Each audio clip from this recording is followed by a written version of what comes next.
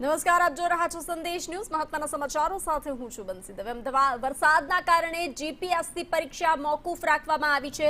આવતીકાલે યોજાનારી પરીક્ષા મોકૂફ રાખવામાં આવી છે. સતત બીજી વાર પરીક્ષા મોકૂફ રખાઈ છે.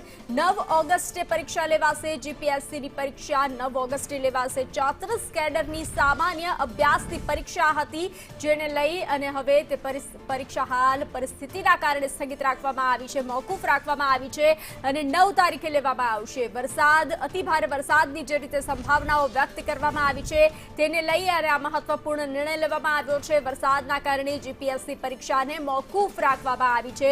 આવતીકાલે જે પરીક્ષા યોજાવાની હતી જીપીએસસીની, તેને મોકૂફ રાખવામાં આવી છે. સતત બીજી વાર આ પરીક્ષા મોકૂફ રખાઈ છે. 9 ઓગસ્ટે જીપીએસસીની પરીક્ષા લેવામાં આવશે.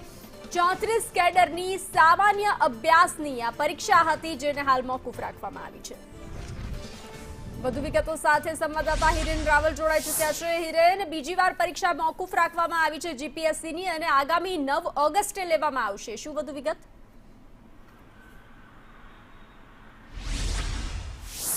તો જીપીએસસીએ અલગ અલગ 34 કેડરની ભરતીઓ માટેની જે સામાન્ય અભ્યાસની પરીક્ષા હતી એની અગાઉ 26 તારીખે રાખવામાં આવી હતી. જોકે એ વખતે પણ વરસાદના કારણે પરીક્ષા મોકૂફ રાખવામાં આવી હતી.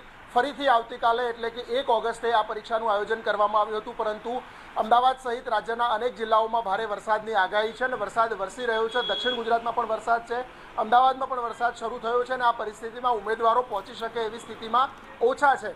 ઉમેદવારોએ પણ રજૂઆત જીપીએસસીને કરી હતી, કારણ કે લગભગ 49,000 થી 50,000 જેટલા ઉમેદવારો છે એ આ પરીક્ષા માટે પરીક્ષા આપવાના છે. આ વ્યાપક પરીક્ષાર્થીઓને ધ્યાનમાં રાખી જીપીએસસી દ્વારા આ નિર્ણય કરવામાં આવ્યો છે. આવતીકાલની પરીક્ષા મોકૂફ રાખી અને હવે આવતા 9 ઓગસ્ટે આ પરીક્ષા લેવાશે તે પ્રકારની જાહેરાત કરવામાં આવી છે. આ સાથે હજુ એક પરીક્ષા છે, રવિવારે યોજાવાની છે. જોકે તે અંગે રાજ્ય પરીક્ષા બોર્ડ એટલે કે શિક્ષણ વિભાગની આ પરીક્ષા છે, ટાટની પરીક્ષા છે, એના અંગે હજી સુધી કોઈ નિર્ણય રાજ્ય પરીક્ષા બોર્ડે નથી લીધો. જી હિરેન, જાણકારી સાથે જોડાવા બદલ આભાર.